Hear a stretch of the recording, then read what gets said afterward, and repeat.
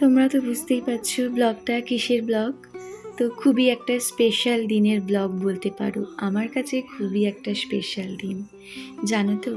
তার আগে বলি, হ্যালো, কেমন আছো? আমি বর্ণালী লাইফস্টাইল ব্লগে তোমাদের ওয়েলকাম। তোমরা হয়তো গোপালের আশীর্বাদেও ভালো আছো, আর আমি তো ভালোই আছি। ব্লগটা এখান থেকেই স্টার্ট করছি। তোমরা তো বুঝতেই পারছো খুব একটা ভালো দিনের ব্লগ। হ্যাঁ, এটা ছিল 15ই আগস্ট। আমি জন্মাষ্টমীর 2 দিন আগেই চলে গেছিলাম শ্বশুরবাড়িতে জন্মাষ্টমী পালন করতে। তো 15ই আগস্টের দিন সকালবেলায় ঘুম থেকে উঠেই চলে গেছিলাম গোপুসোনাদের কাছে শ্বশুরবাড়িতে গিয়ে।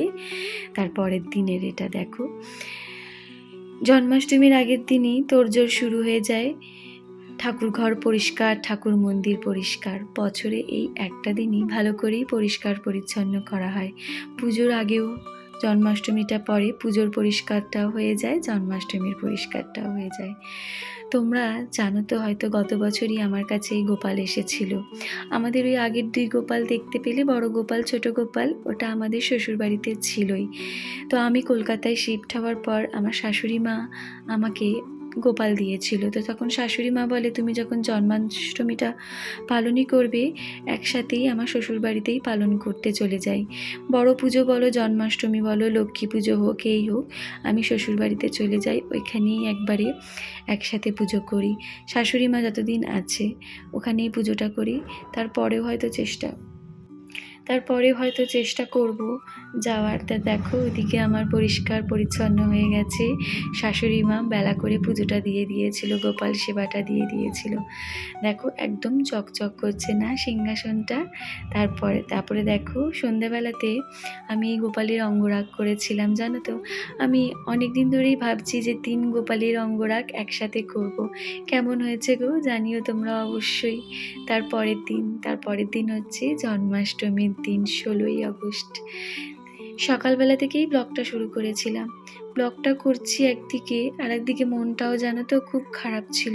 আমার ছেলেটার 2 দিন ধরেই শরীরটা খুব খারাপ, জ্বর। শরীরটা এতটাই খারাপ ছিল যে বিছানা থেকে উঠতেই পারছিল না। ওই জন্মাষ্টমীর দিন হয়তো একটু উঠেছিল, তারপরে সারাদিন হয়তো শুয়েই ছিল এরকম। 2 দিন ধরেই জ্বরটা ছিল। ওই জন্মাষ্টমী পালন করবে বলে, পুজো হবে বলে ও বাড়িতে গেছিল, কত আনন্দ করবে বলে, ভাইয়ের সঙ্গে খেলবে, এই করবে। বেচারা কিছুই করতে পারেনি, এতটাই শরীর খারাপ ছিল, সারাদিন শুয়েছিল। তারপরে একটু উঠেছিল, উঠে এসে দেখেছিল আবার গিয়ে শুয়ে পড়েছিল। তো আমি গোপালের কাছে বলেছিলাম, গোপাল আমার ছেলেকে তুমি তাড়াতাড়ি সুস্থ করে দাও। সত্যিও ভালো হয়ে গেছে এখন। তো দেখো, ওইদিকে গোপালকে সকালবেলাতেই জামা টামা পরিয়ে দিয়েছিলাম। সকাল থেকেই গোপালের সাজ শুরু হয়ে গেছিলো। জামা টামা পরিয়ে দিয়ে সকালের ভোগটা নিবেদন করেছিলাম। তারপরে দিনের বেলার দিকেই গোপালেরই অভিষেক করেছিলাম। প্রথমে করেছিলাম পুষ্প অভিষেক, তারপরে করেছিলাম দুধ ঘি মধু দিয়ে অভিষেক। জানো তো বন্ধুরা, তোমাদের সঙ্গে আরও একটা কথা বলি। এই গোপালের এই অঙ্গরাগ দেখতে পাচ্ছ, আমি নিজে হাতে প্রথম করেছিলাম। সত্যি প্রথমে একটু ভয় ভয় লাগছিল যে গোপালের এই অঙ্গরাগ করছি। গোপালকে কাছে বলেছিলাম, গোপাল তোমার এই অঙ্গরাগ করছি, ভালো যেন হয়। আমার শাশুড়ি মা, আমার যা, সবাই বলেছে সত্যি অঙ্গরাগটা ভালো হয়েছিল। তোমাদের হয়তো কেমন লাগছে জানি না, আমি গোপালের দিকে চোখ ফেরাতেই পারছিলাম না, এতটাই ভালো লাগছিল গোপালদের নতুন জামা পরে ফুলের শয্যায় সজ্জিত হয়ে। সত্যি গোপালের দিকে আমি মুগ্ধ হয়ে গেছিলাম, এতটাই ভালো লাগছিল। তারপরে দেখো, গোপালের ভোগ করছিলাম আমি, আমার শাশুড়ি মা আর আমার যা, 3 জনে মিলেই গোপাল পুজোর দায়িত্বে ছিলাম। আমার শাশুড়ি মাই ভোগটা করে বেশিরভাগটা, বাদ বাকিটা যদি কিছু বাকি থাকে আমি করি। বেশিরভাগটা শাশুড়ি মাই করে। এই যে দেখো, ভোগে ছিল সুজি, তালের বড়া, মালপোয়া, তালের লুচি, কলার বড়া, নাড়ু, রাবড়ি, মাখন, 4-5 রকমের মিষ্টি, চকলেট, আর কেক তো অবশ্যই থাকবে, জন্মদিন বলে কথা। আর কেকটা জানো তো আমার যা বানিয়েছিল, আর সত্যি কেকটা অসাধারণ খেতে হয়েছিল।